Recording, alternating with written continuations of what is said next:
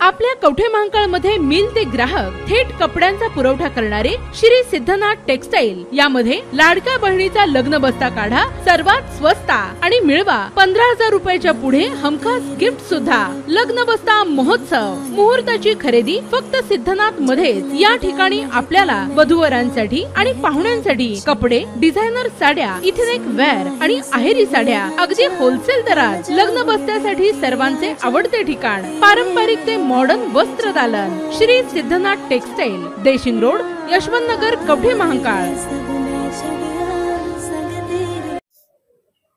कवठे महांकाळ पोलिसांच्या विरोधात जिल्हाधिकारी कार्यालयासमोर आजपासून आमरण उपोषण। न्याय मिळत नाही तोपर्यंत आमरण उपोषण सुरू राहणार। जनतेचे रक्षकच भक्षक बनल्याने पोलिसांच्या विरोधात आंदोलन। पिंटू माने। कवठे महांकाळ पोलीस ठाण्याच्या आवारातील ट्रॅक्टरची ट्रॉली पोलीस अधिकारी व कर्मचाऱ्यांनी परस्पर विकलेली होती। या प्रकरणाची सखोल चौकशी होऊन कारवाईच्या मागणीसाठी आज मंगळवार दिनांक 22 पासून सांगली येथे जिल्हाधिकारी कार्यालयासमोर आमरण उपोषण केले जाणार आहे, अशी माहिती जितेंद्र मंडले व आरपीआयचे तालुकाध्यक्ष बाळासाहेब उर्फ पिंटू माने यांनी दिलेली आहे।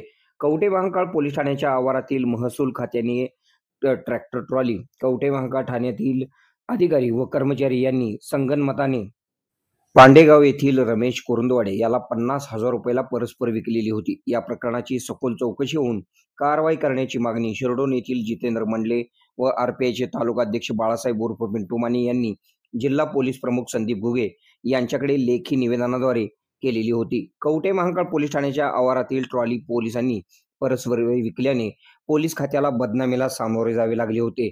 कडक व प्रामाणिकपणे पोलीस खाते हाताळणारे जिल्हा पोलीस प्रमुख संदीप घुगे कोणती कारवाई करणार याकडे लक्ष लागलेले होते।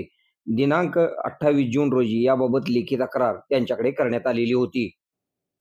जिल्हा पोलीस प्रमुख संदीप घुगे यांनी या प्रकरणाचा सखोल तपास करून कारवाईचा अहवाल पाठविण्याचे आदेश उपविभागीय पोलीस अधिकारी विटा विभाग विपुल पाटील यांना दिले होते। त्यानंतर तासगाव विभागाचे उपविभागीय पोलीस अधिकारी थोर बोल यांनी तपास केलेला होता।